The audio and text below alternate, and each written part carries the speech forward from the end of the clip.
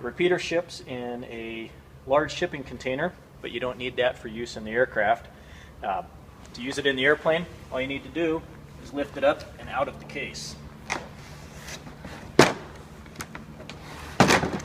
Now to put it in the airplane, you want to remove the lid. So open the lid and it slides off the hinges. A quick tour of the repeater control panel. We'll start at the bottom right. The first is the weight sticker that shows the weight, 35 pounds. That's important for aircrew for weight and balance. Just above that is the list of channels available on the repeater. Channel 1 through 6 is for airborne use.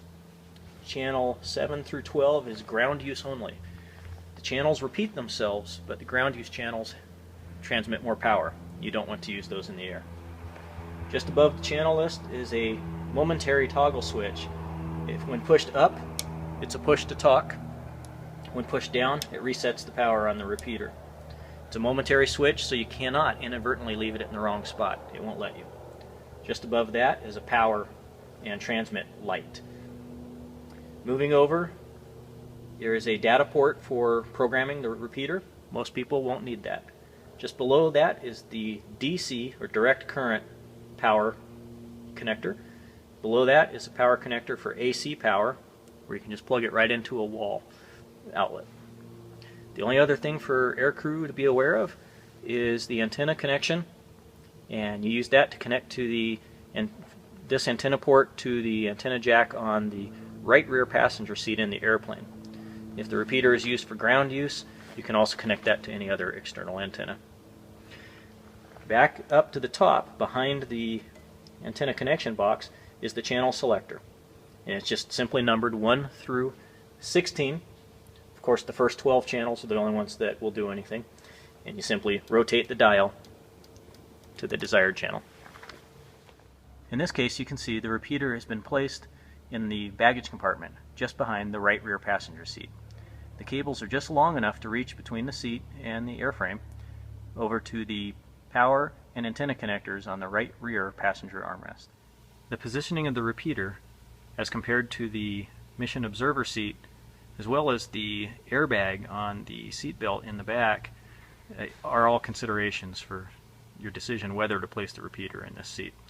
In this case, it's placed here for easier viewing of all the connections at once. Before we plug in the connections, I'll show you which connectors are which on the right rear passenger armrest. The first connection is the BNC antenna jack, and that's where we'll plug in the antenna cable. Immediately behind that is the power outlet. The power outlet has a protective cap on it. Simply remove that, and then move it as far as possible out of the way. Now I'll show you how to attach the power connection between the repeater and the armrest. This is the power cable. In this case, I've bundled it up so we only have enough slack to do the job. The cable's quite a bit longer than we need to reach from here, from the repeater to the armrest.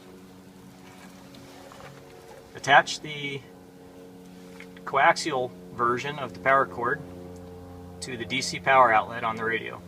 Simply push it down into place until it stops.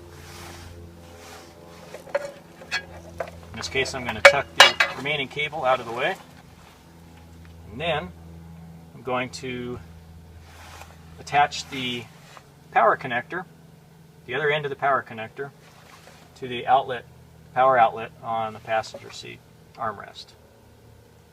The connector is keyed. It can only go in place one way. Rotate it until it fits in place, and then once you have it in place, push down on it, then rotate the outer barrel until it clicks into place. Now I'll show how to attach the antenna connectors to attach the radio to the antenna on the outside of the airplane. We have an antenna connector. This lower one is a BNC connector, and that's going to attach to the armrest. The other connector is a N connector, and that will attach to the repeater itself. Attach the connector to the open connector on the front of the repeater. Slide it on until you can start threading the barrel connector into place.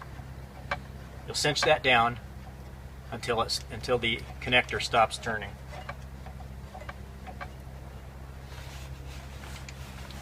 Then take the B and C connector and attach it to the antenna connector on the armrest.